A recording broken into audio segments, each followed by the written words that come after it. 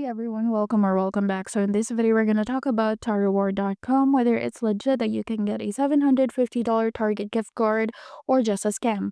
Quick disclaimer before we begin, everything in this video is based on publicly available information and personal opinion. At first glance, tarreward.com looks like a simple reward site. It asks you to click some buttons, complete surveys, or download apps. But here's the catch. These types of websites are often designed to collect your personal information, get you to complete offers for someone else's profit, and in the end, you got nothing. The site is hosted on a basic domain and looks very similar to other known gift card scams. There is no real proof that anyone has received a legit $750 Target gift card from this offer. And as Aura warns, if someone is asking for payment or verification using gift cards, it's a scam. No legit company gives away huge gift cards with no strings attached.